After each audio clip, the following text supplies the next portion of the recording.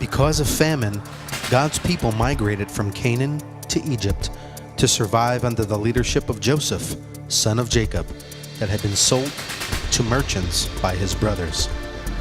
They remained in Egypt for 430 years.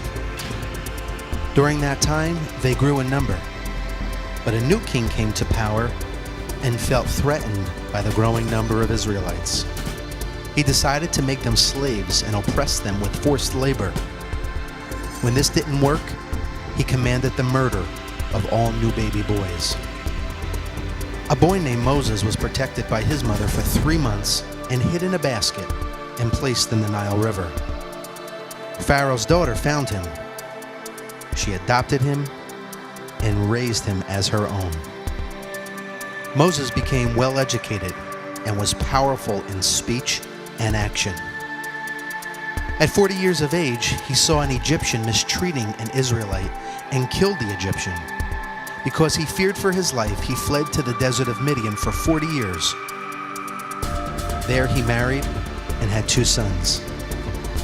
At this time, God spoke to Moses through the miracle of the burning bush and told him that he was raising him up to be the deliverer of his people from Egypt.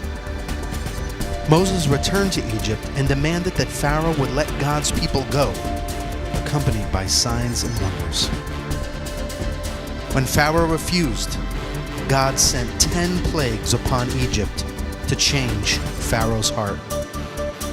This worked, and Pharaoh released the people to Moses, who led them out of Egypt into the desert toward the Red Sea.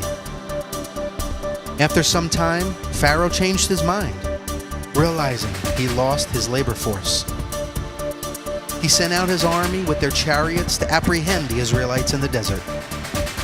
But God protected the Israelites from the Egyptian army with a cloud of fire. It seemed like all hope was gone when God's people were at a dead end, with the Egyptians behind them, mountains all around them, and the Red Sea before them. But the God of the universe showed up on behalf of his people. The Lord of hosts will do battle for us. Behold his mighty hand.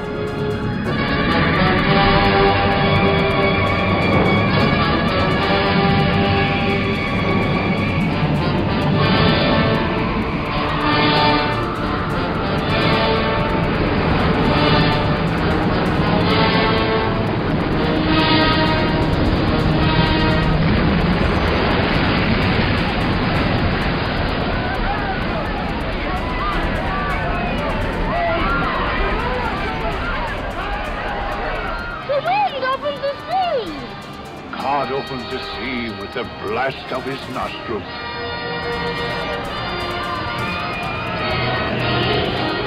Lead them through the midst of the waters. His will be done. He opens the waters before them, and he bars our way with fire. Let us go from this place. Men cannot fight against a God. Better to die in battle with a God than live in shame. Praise God and down into it!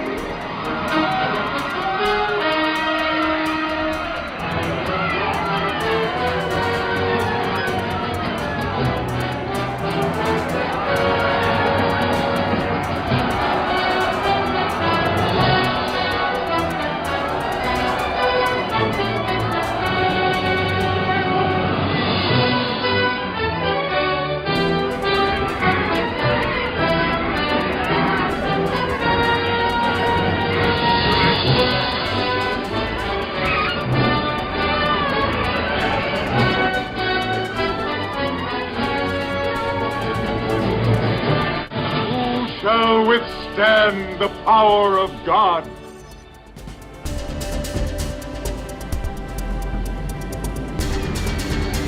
Once the waters flowed back down over the Egyptian armies, none survived. God's people were finally free from the bondage of their slavery. They experienced God's deliverance and power and were on their way to the promised land. The same God that miraculously freed his people 3,500 years ago is the same God working on behalf of his people today. He is the one and only true God who is worthy of all of our praise.